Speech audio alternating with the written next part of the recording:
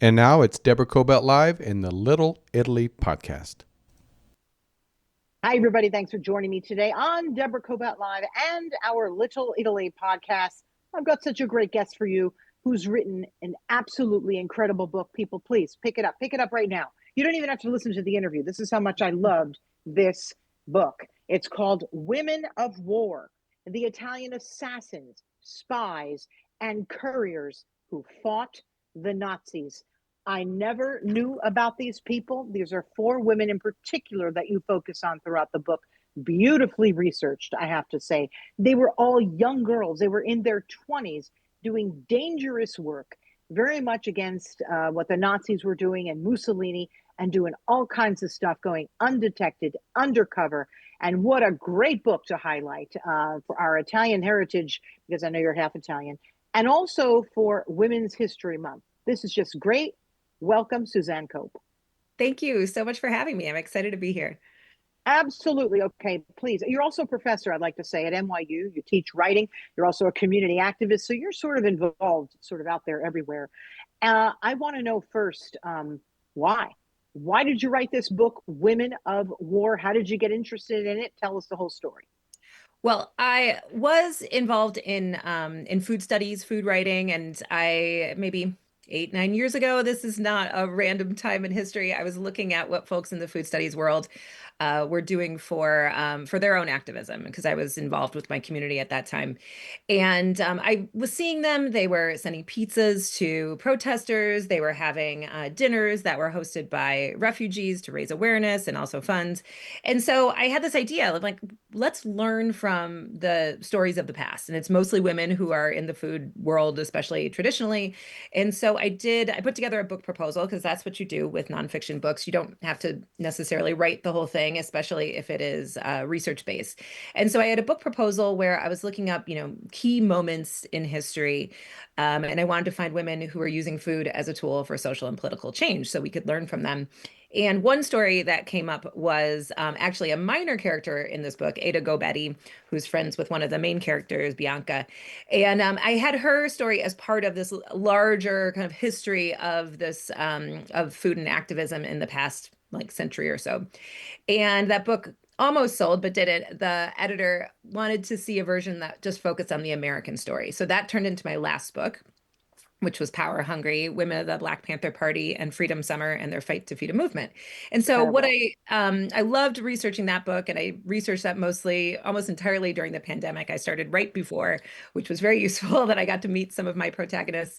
And so researching that book almost entirely from a distance. As soon as that book was finished and I started to think about my next project, of course, I wanted to travel.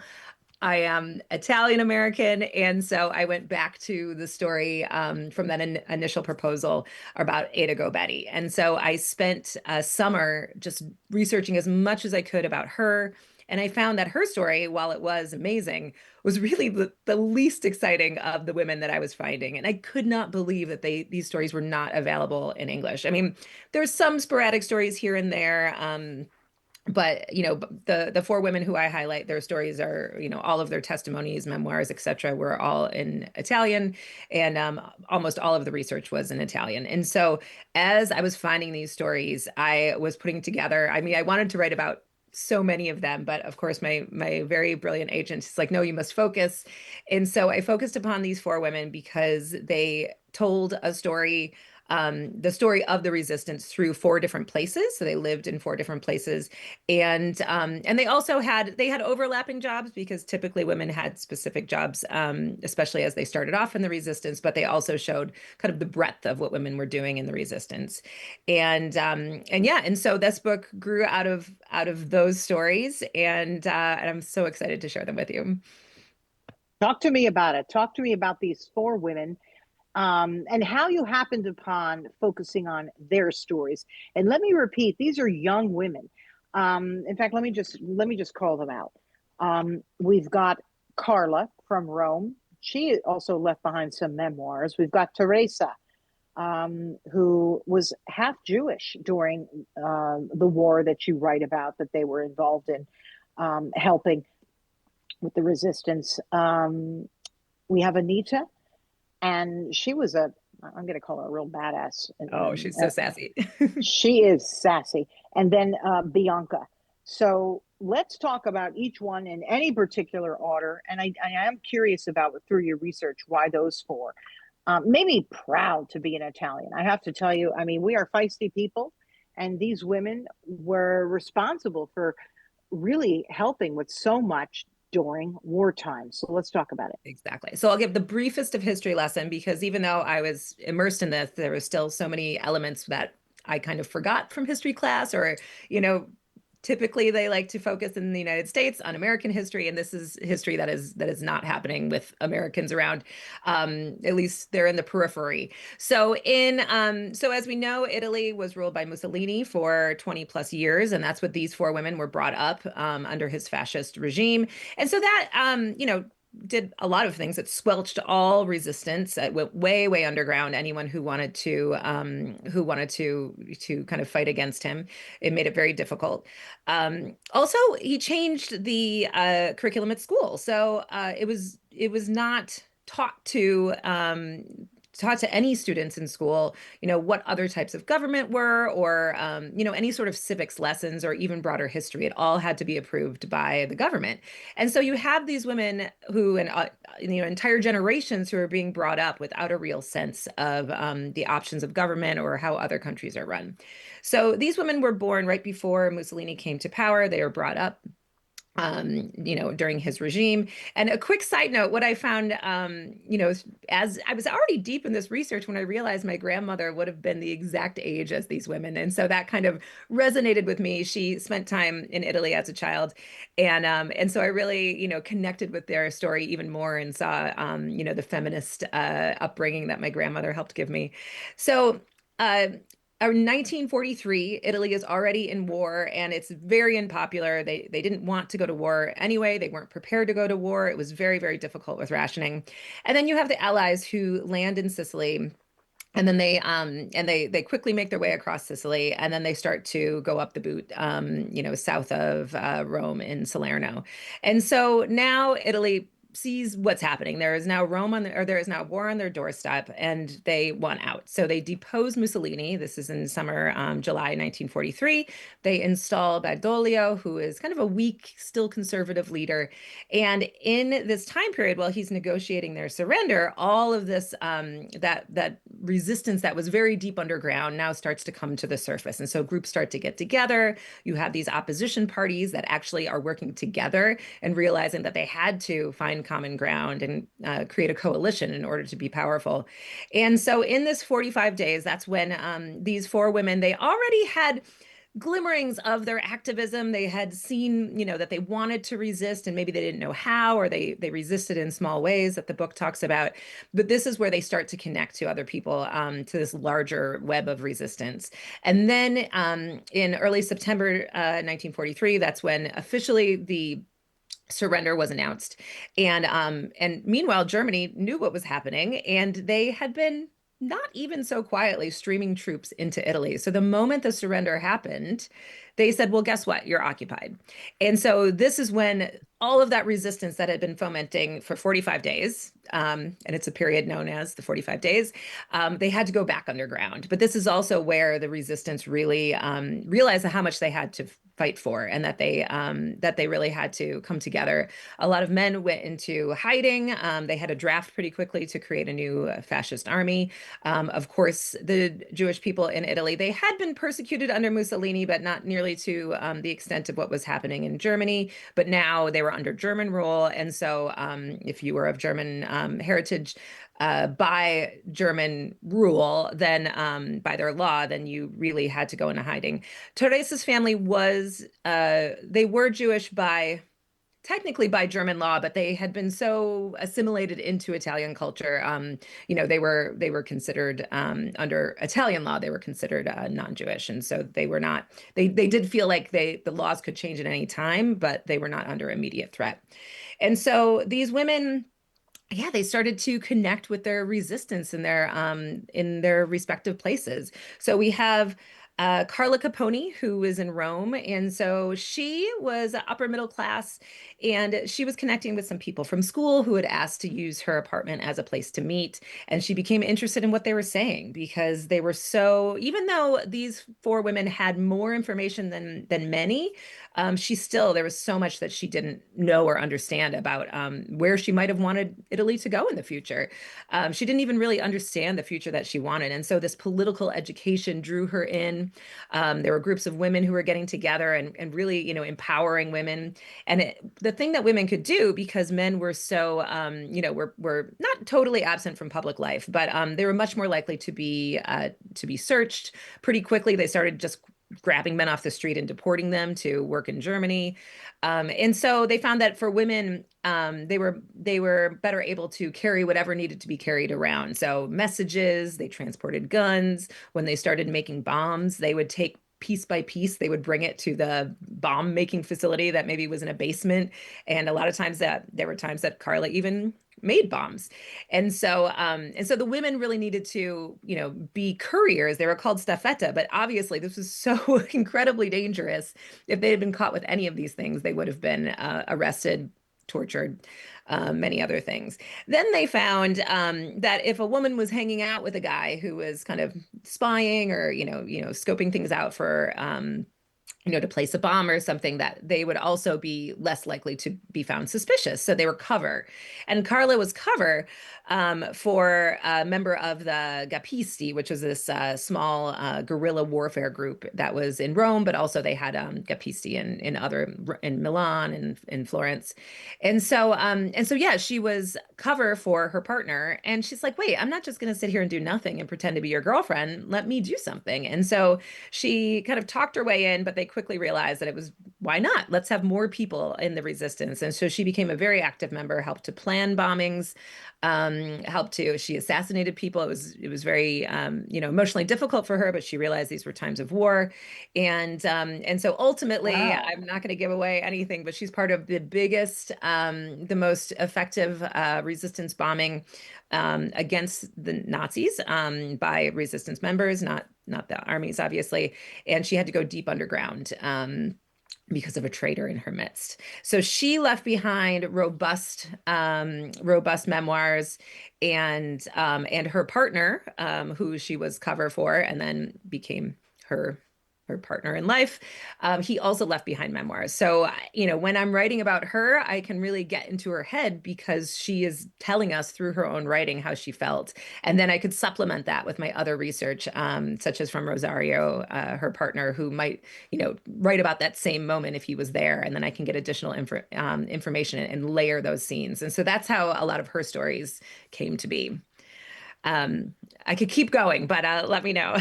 Yeah, I just have a question. What was life like generally for women at this time? Were they working in Italy? Were they not? Were they mostly homemakers? And how did they get the ammunition? Obviously, it was an underground situation going on, right? Because you're telling me she's an assassin and she knew it was a time of war. It's like, that is ballsy. Oh I my gosh, mean, I know. right? So talk to me very briefly about, what life was like for women. Um, and I guess everything that she touched was, we had to go through an underground way of getting it. And that's just a lot of guts, because clearly risking your life to do what you believe is the right thing to do. Exactly. I mean, and so many people just sat on the sidelines and were like, we will just wait to see how this ends up. And, I'm not going to risk it for whatever reason. And so it really was a pretty small percentage of the population that were active in the resistance, even though they had many sympathizers. So in order, as soon as that, right after surrender and slash occupation that happened pretty much simultaneously, the men that were going underground, they were finding weapons caches, and they were that was their main thing. They didn't know what they would do with it, but they really, a lot of, across the country, not even connected to each other, they realized we need to have arms. And so they would raid fascist or German weapons caches. That was like the number Wow. one activity that they would do to get arms. But sometimes, like for example, Anita would talk a lot about this. They were so under resourced with arms that Anita would walk for miles into the mountains of Emilia Romagna, pick up a gun, bring it back into the city. It would have an action. Someone would use it. She would then get it back, and then take it back to the armies outside of the city, just that single gun. And so it would take someone days to transport it just because that's how rare weapons were at certain times during the war. How did she go undetected? I mean, these women were very crafty because, the men, the soldiers, were not necessarily suspecting that women were involved in this at the time, correct? Can you tell our audience about that? I found it Well, fascinating yeah. how they knew what to do psychologically so that they Mhm. wouldn't be caught, especially initially. Well, that is something that really brought me to the stories of these women and was a through line from my last book is that, thinking about women using food as a way for change and for resistance. And you're like, oh, okay, that's kind of women's work. And so there's this concept of activist mothering that was from my past work that very much ties into this work as well. And there's a similar term called le maternage, which was, how women use kind of feminine skills in order to support the resistance. And so that was so much how women, of course, I guess feminine wiles in a way. Women were so underestimated that they could get away with this. They were not thought to be politically minded at all. And there's a joke that I reference in this book, but I've actually heard multiple other even in scholarship has been referenced in other books, even anecdotally, because it's so unbelievable. But a woman, not one of my four ladies, these women would have to pass through multiple checkpoints on the road or in the cities. And, they would be asked what they're carrying. And this one woman, was asked, what are you carrying? And she said bombs. And then she and the guard laughed about it and he let her pass. And she was carrying bombs. I mean, it was so unbelievable that women would be part of the resistance because of just extreme sexism, that was, the way that, especially for the first part, because of course, this is the last, not even 2 years of the war that I'm focusing on, for at least the first half of that time and then some, women could move around almost with impunity, not completely, but by and large, women were thought to be, not to be political at all. Anita, I mean, you mentioned her just, before I asked my question. She would go through the mountains, right, on bicycle. Is that correct? I Yes. mean, just incredible the sheer force mentally and physically to do what she did. Like, what was her life like going back and forth? She was pretty crafty. So Anita, I love her. So she left behind oral testimonies. Sometimes I read them as opposed to listen to them, but I often got to see video or tapes, recordings of her. And so that was amazing because I got to hear her voice, which gives, so much personality. But even in hearing, because when you're reading a memoir, you get, of course, someone's personality, but it's also been edited and polished. But when someone's just giving hours of oral testimony, you get a different sense of them. And Yeah. she also was probably she had the other three women were, a little bit more public figures. She was a local organizer after the war and not quite the same public figure, probably didn't have the same level of education, but so smart, so crafty, so funny, so sassy. So she was brought up in a farm and then her family moved to the city of Emilia Romagna, and the city and the region have this share the same name, just to so there's no confusion. And it's very close to less than an hour by train from Bologna, and so her family owned this cafe where she worked that was kind of considered the meeting point for a lot of leftists. And so she would listen and learn from what the guys were saying, and she learned a lot from them. And so when they started to disappear to create these armies, she helped first of all she started to help them escape. In one scene, in one moment, she did this multiple times. She wore her brother's clothes over her dress, and she and her brother walked into the local barracks. And this is at the very start of occupation. And then she'd take off the clothes on top, give them to a soldier so he could walk out, and she'd be on his arm in a dress, and like they were going out for the day, and would just help them escape. And so she came to the movement because she was getting eggs in a nearby town, and she sees one of these guys that she had helped sneak out. And she's like, oh my gosh, what are you doing? He's like, we're in hiding. He goes, could you just bring salt the next time that you come? And I just love that it was the smallest thing possible was the first thing that she started to carry, as a staffetta, as a courier. And so she brought salt, and salt led to food, led to blankets, led to other things that an army might need. And she became one of their most trusted couriers. So she's going, from the city to where these people are in hiding, into the farmland in one direction, into the mountains, the Apennine Mountains in another direction. And she's carrying all the same types of thing that Carla was carrying in Rome. And then summer of 1944, she's going to be found out. She's called in and she's interrogated, but she ends up getting out also because she's kind of sassy and gets them on their toes. And so they're like, all right, just come back tomorrow. And she realizes she can't go back tomorrow. She'll be arrested. And so she just escapes and becomes and she joins the armies in the mountains that she had been supplying. And she becomes one of the first women in these armies. But she becomes so trusted that she ends up leading battalions of men on actions where they're sabotaging things, they're stealing arms, they're attacking small groups of fascist soldiers and Nazi soldiers. So she becomes like this, there's so many great stories, as I know but I'll just tell one of my favorite. There's pictures in the book, just one picture of each of the women, but she's well endowed, it seems, and so she would hide guns in her bosom, or she would strap them to her under her dress, and she'd go through these passes and flirt with the men, but sometimes she wouldn't want them seeing the bulge under her dress or figuring out what was in her bosom, and so at one point, and this is how she tells it in her testimony, she said, I kind of pulled my skirt down a little bit and gave him some winks. And she said, stupid fools, they whistled and let me pass. And she had contraband strapped to her. And so she just used what she had to use to get the job done. I love these women. I thought, let's talk about the other two. And then I have a personal question for you about them. So Teresa, Teresa Teresa and Mate, go ahead. yeah, go for it. Teresa's from Florence, Firenze, and her family was of the four women. Her family was the most actively anti-fascist. She was friends with folks that some people might have heard of, like the Roselli brothers, who both ended up being killed in the resistance. Yeah. The Ginsburgs. And so she was someone who was trusted because her parents were known anti-fascists. Her father would be arrested if Mussolini was coming to town, for example, just to keep him, behaving. And so she was trusted, and she was a courier and would go, would deliver the most important messages because she was so trusted. She was also part of the Florence Gappisti. She helped with some actions there.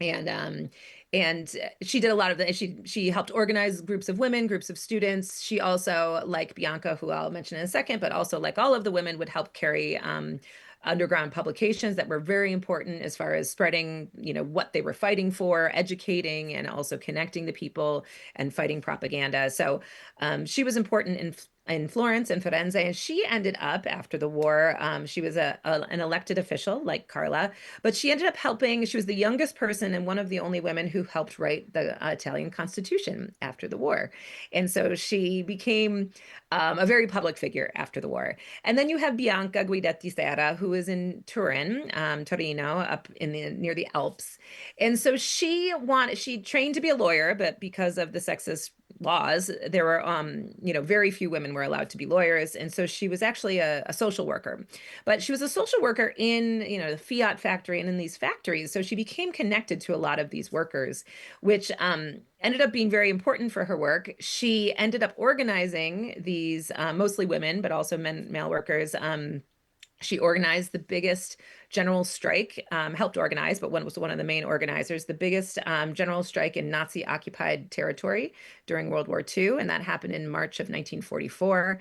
And she also was very instrumental in writing many publications and connecting different people, educating. And she was constantly going back and forth to the Alps, where her boyfriend, who was also Jewish, who was also in hiding and a partisan in the partisan army. So she was always taking things to him and to the other folks that were in hiding. So I did that drive.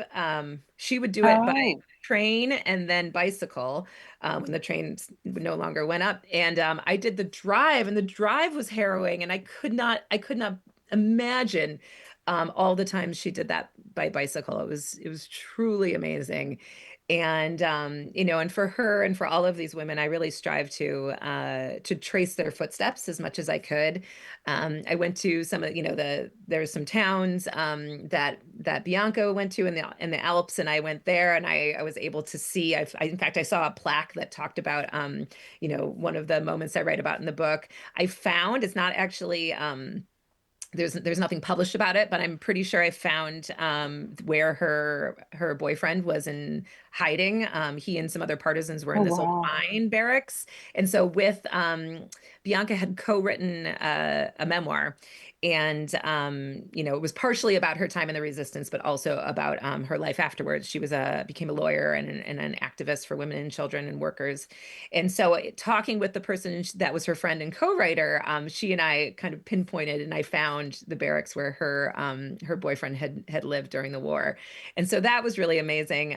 Beyond or Anita, when she was walking, she would be hiking through the mountains on these secret partisan paths. Those have been turned into hiking paths, so anyone could. I mean, it would be a wonderful. I did a tiny, a tiny part of them, but people can hike them for miles and miles, and they have different plaques or other things honoring what Oh, the wow. partisans were doing. Is really beautiful and amazing. And so it was so moving to walk literally on this path that she was walking 80 almost 80 years prior. It was really, really moving.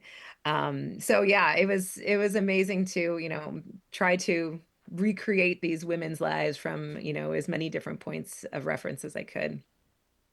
Um, why is it you think that so many stories, whether in Italy or anywhere else, about women and the bravery of women have been hidden and not even taught, including when I went to school? I mean, it was Madame Curie and, the one or two, Betsy Ross, right, sewing the flag, just aren't out there until people like yourself get them out there. It's just been, these stories have been hidden.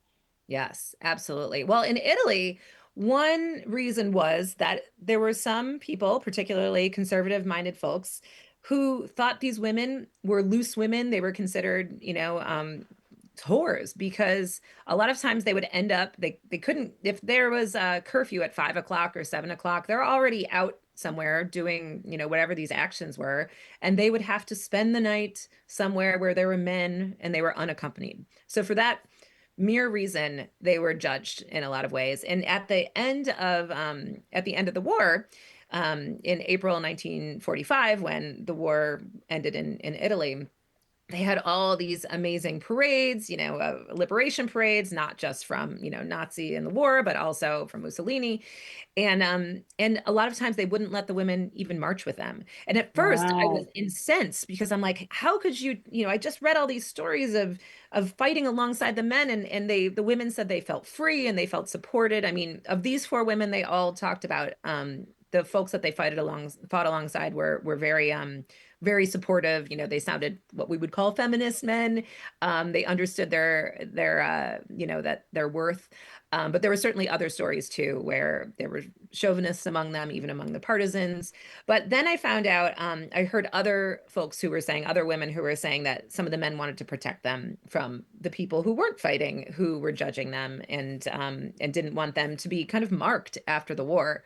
Um, I don't want to give away too much about Anita's story because there was some heartbreak in there. Yeah. But she didn't end up marrying after the war, and I do wonder if part of it was because of her war experience. She and so many of these women said that they felt so free. I mean, they felt free under occupation, but it was because they actually, were for the first time in their lives, they were doing exactly what they wanted to. They felt like they could rely on themselves. And then afterwards, so many of them felt stifled in, even though it was a more progressive Italian society, you can't change these things overnight. And it was still a very sexist society. And so there were some stories that came out after the war, but you could see through the scholarship that there was some that came out after the war, and then there was kind of, a little bit more silence. And then when they realized, in more like in the 90s, they realized a lot of these women and men were dying and they needed to capture their stories before. And so then there was another resurgence. So a lot of Anita's testimonies, for example, were actually given when she was older. in the 1990s, where she was recounting a time decades prior. So You I know, think a lot of it is just sexism. right? It's just sexism. I mean, look what's going on around the world, and the differences, the way women are. It's incredible to me about how women are being treated. It runs the spectrum between Yes. being covered, not heard, beaten, and then here we are. We fight for our rights daily. We educate. We make sure that we stand up for what's right, and that's very important to me. That we continue to do that. It's very important to me that books like this are out there and heard and read, because these matter. They mattered then, they matter now. And women's voices are very, very strong, and we have to listen to them. What would you say about Italian women? Because there's a certain feistiness to Italian women that I think cannot be replicated. What would you say about that? Oh, absolutely. I think of my grandmother, my nanny, where I mean, it is funny because I see that in these women too, even in the stories that they're telling, is that they're doing everything men are doing and they're making dinner, you know, and and so that just makes me think of my grandmother too, where it's like everyone's going to be fed and she's going to make you something delicious, but she's also the one who's running the family business and, making sure that everyone's schedules are, so this is so much. Yeah, I saw a lot of my grandmother in these women. There's this scene where Carla is, underground. She's even deeper underground. She's being actively hunted for a bombing plot, and they get an egg and a little bit of flour that actually has maggots in it, and she's like, this is literally the only food we have, so I'm going to make something out of it. And so she starts making pasta by hand, and then the fascist officers come to the door and knock, and they have to all make a run for it. But it just is so fascinating to me that she's talking about making handmade pasta in this moment of dire situation, but this is what she's going to do to feed her and the three other men that she's in hiding with, and this is her job. And then two of them run off and leave her behind, and then she's left and escapes with her boyfriend at the time. And so it's yeah, that just encapsulates so much of what these women were doing. And I also think too, where the term staffetta that they were called, and all four of them did work of a staffetta. It's called courier, and it sounds so unimportant. Like, oh, you're like a male person, right? That's not dangerous. But as we're talking about, they were the front line of everything, and they could have been Yeah. stopped at any time. And Carla even says at one point, that if a man had a gun, he had it in a way that he could use the gun if he needed to. But when she was transporting it, it needed to be hidden at the bottom of a bag. So it could still cost her life, but she couldn't even defend herself. And so Wow. to me, it's like they were actually, what they were doing was in so many ways more dangerous than what the men who were in hiding, just waiting for things to come to them. They would maybe have an action every couple days. Meanwhile, the women are constantly going back and forth, carrying things that could have easily been a death sentence at any moment. Absolutely. When you think about these four women, who are you? Are you a little are you a little bit of all of them? I mean, where do you see yourself? If you had to be one of them during this time, who would you be, Suzanne? Well, in some ways, I kind of I think my personality is maybe most similar to Carla's in a way where I think I would want to, be out there and be like, hey, let me help and do more of this. And I'm not going to be sitting on the sidelines. I'm probably not quite as sassy as Anita, but as terms of I am a writer, and Bianca did a lot of writing for these publications. And so maybe I'm a mix of Carla and Bianca, I could say. You spoke with some family members, I believe. Some were are still around, right? Could you talk to us about those who had family members, those who might not have wanted to talk to you? Could you tell us very briefly about that? Sure. So two of the women do not have any living children or never had children. And then Teresa, because she was probably the most public of all of these women, she had some living children, but they did not. They actively do not speak to anyone in the press. And she'd been, because she'd been such a public person for so long, she was always, there were always some drama one way or the other. And even there's some stories from the book that still kind of haunt her and were still being talked about and debated even into her old age. Right. Um, and so I was able to connect with Bianca's only child, Fabrizio, and we Oh, spoke. wow. Actually, we weren't connected until near the end of the writing of this. And so, my first fear was, oh my gosh, how much do I have to rewrite after I talk to him? Right. And yeah, it's like, is he going to tell me so many more stories or tell me some of my research was incorrect? And what I found from him, first of all, was that there was a few stories where I was happy to hear that the version I had aligned with his version. But then he didn't have any stories that I didn't already know. In fact, he told me that Wow. I was telling him stories.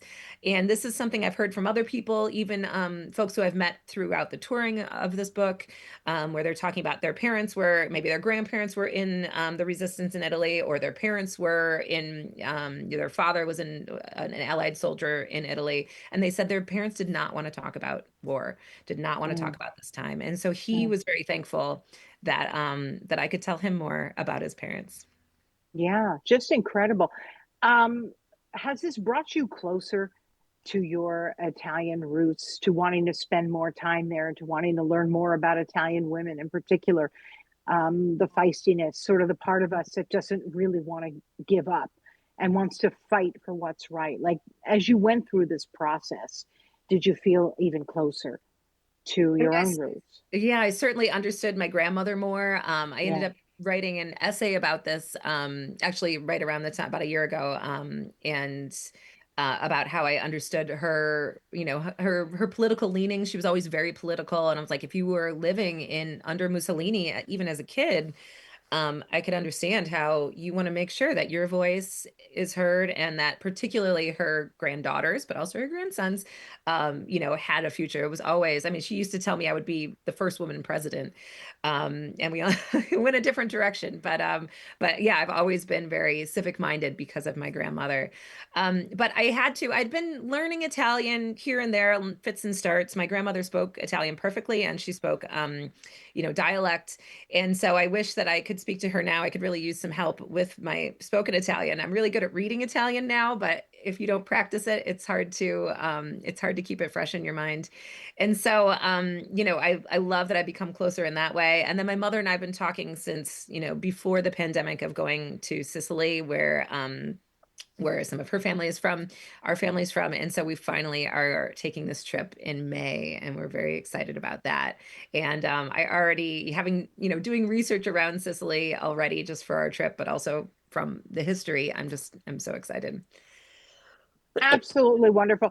Anything you want to tell our audience before we let you go? I mean, this is such a comprehensive book. It's a little tough to get it all in a short podcast, right? But I really implore people to read this. It's so much of not just about history, but about the history of women and how we have been so instrumental in so many movements, not just this one, but others. Please share any thoughts before we let you go. Sure. I think about, when we come together and create a movement for anything, even if it's something, very locally minded. I look to these women as inspiration because it can seem so daunting. And then I Yeah. realized, what did they do? Anita started with salt. She started with something so small. They all just connected to their neighbors. They educated themselves. And so these are the most basic things that we can do to connect ourselves to whatever movement we think is important, and just remembering that's something that I learned from them, and I'm really trying to share with others as I talk about this book. And to our Italian audience, what would you like to say? I would like to say, well, I'm just so excited to learn more. I wish I could say this in Italian, but I should have practiced. No, I love that I'm becoming more immersed in the culture and learning more, and there's so much left to do. And so for those who are Italian American, you know, get connected to your ancestors. I bet you have some of these partisans in your bloodline, and let them inspire you. Yeah, I should have said Italian American because those of us born in America, so many of us were not taught Italian. Now, my friends who are having little kids and they're Italian or part Italian, they're growing up with English and Italian right away, right? When they're little kids, which is obviously the best way to learn any language. Yes. And for those of us, even though my family was speaking Italian at home, the minute I walked in the door, it was English. And because, we were American, and Exactly. it's tough for those of us with that language barrier and learning a little later. I'm like you, I can understand it fairly well. I can read it fairly well, but speaking it, oh my goodness, if I don't do it every day, it just goes right out of my mind. Exactly. Connecting those three processes in your brain is it's harder the older you get.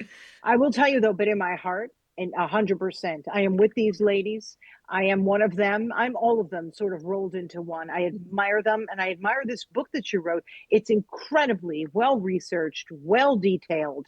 Women of War, and I just love it. I love the photos in there as well. The photo on the cover is just terrific. I really enjoyed it. Please, people, Thank pick you. it up. Women of War: The Italian Assassins, Spies, and Couriers Who Fought the Nazis. Just a great book. And I got to tell you, a great title. It's just wonderful. So pick Thank it you up. so much. Yeah, you don't have to be Italian to enjoy this story. I'll tell you that. It's sort of a fight that we all, have in us at various times in our lives. It's just beautiful. So thank you for joining us, Suzanne. And obviously, people can pick it up on Amazon, and I'm sure on your own website as well, right? Yeah, and wherever books are sold, local bookstore, Love digital that. or in person. Thank you Yeah. so much for having me. It was so great to talk about these women. Absolutely. I love them. I feel like I know them now. But everybody, you can find my interview with Suzanne Cope on Deborah Cobelt Live, Little Italy podcast, and the Little Italy of LA podcast. So all three. We are a video podcast on YouTube, Facebook, and then we put promos on our Instagram in days to come.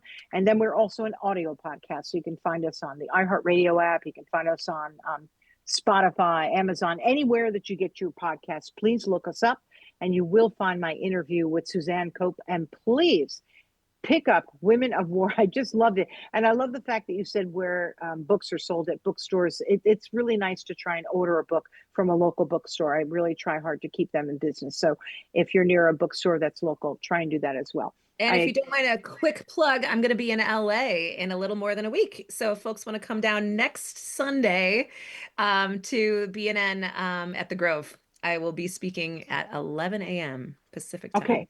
I didn't know that, and I'd love to come and see you. So what date is that? You said The next Sunday. 29th, March 29th.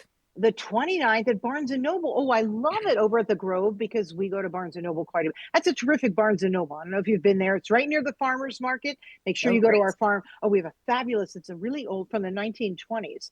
Our farmers market is legendary and historical. So for a woman who enjoys her history, you please make sure that you spend time before and after. You'll enjoy it. That'd be a great day on the 29th. Thank you for telling me Yeah, and no my problem. audience. Appreciate it very much. Okay, everybody. We thank you for joining us. Thank you, Suzanne, for joining us, and try to get to the Barnes and Noble on the 29th. We'll see you next time. Bye bye. Thanks.